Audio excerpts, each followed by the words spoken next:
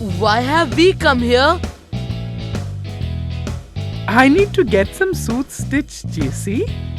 I'll just go and talk to the tailor. You stay here. I'm going to see some designs for these clothes, JC. Do you want to come? No, Mom. I'll just wait here till you come back. Let me explore the shop while she's gone. Let's see what's in this room. Wow, there's a portrait here. Let's see what it has to say.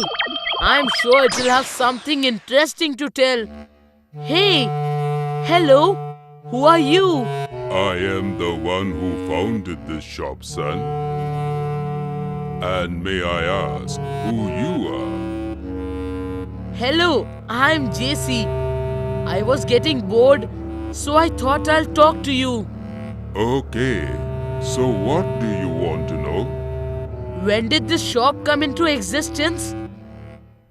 I started the shop in the middle of the 18th century, in 1750.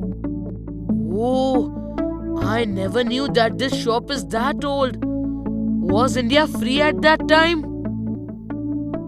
Yes, it was, but only for some time. The East India Company, comprising of the English, Dutch, and the French, took over India in 1757. But why did you start the shop when you knew the East India Company would take over? I didn't know that they would. True, the East India Company was getting more and more powerful, but no one expected them to take over India. And I started the shop because the cloth business was booming at that time, thanks to the East India Company.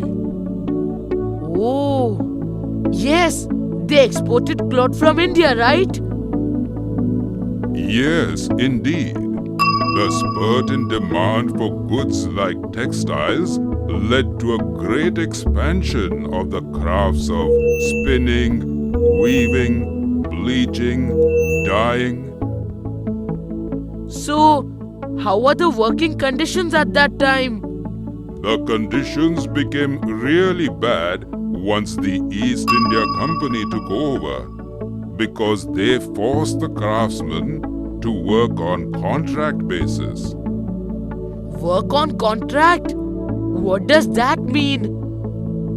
It means weavers no longer had the liberty of selling their own cloth or weaving their own patterns.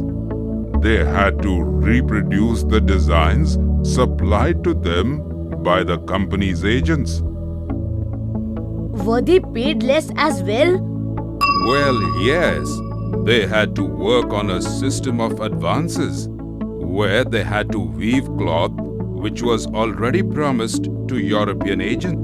It was at this time that the cities of Madras, Bombay, and Chennai gained importance. Why was that?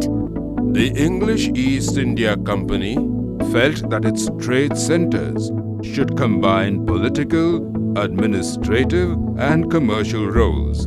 So the company traders moved to Bombay, Calcutta, and Madras.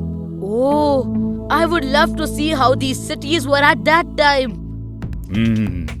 But I can only take you to one place out of the three.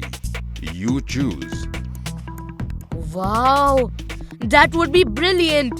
I would love to visit old Mumbai. But how? Just come near the portrait, put your hand on it, and press your gadget. Now, at the count of 3, you will reach Bombay. Start counting and goodbye. See you later.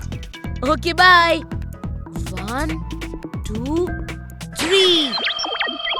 Oh, so this was how Bombay looked 2 centuries ago. No traffic, no cars, and the water's so clean. Let me ask that shopkeeper about the living conditions. Hey, could you tell me which year is this? It's 1776, my boy. So, is the East India Company ruling Mumbai now?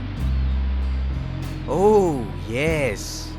Earlier, we had Indian traders like Mullah Abdul Ghaffur and Birji Vora, who owned a large number of ships.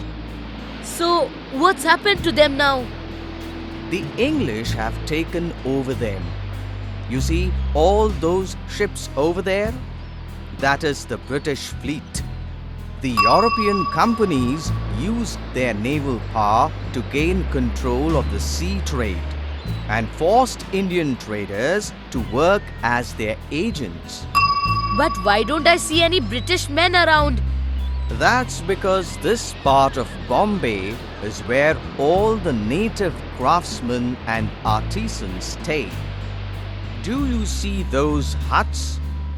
So that's where you stay, isn't it? Yes, that's a colony for craftsmen in Mumbai. Since the British have come, merchants and artisans, such as weavers, have been moved here.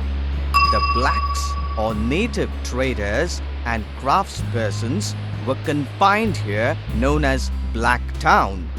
And what about the British? Where do they stay? The British have a huge colony in Colaba. All the whites stay there, and hence it is known as White Town. They have their military headquarters as well in Colaba. The white rulers occupied the superior residencies of Fort St. George in Madras or Fort St. William in Calcutta as well. Hey, I think that British officer is coming to buy something from my shop. I'd better go. Okay, bye. I think I should also get back before Mom spots my absence. So, what were you up to while I was gone? Nothing, Mom. I was just exploring the shop. Did you find something interesting? Yes, I like this portrait. Hey, when was the portrait of your great-grandfather made? How did you know about my great-grandfather? Well, I don't remember telling you any of this. I just guessed.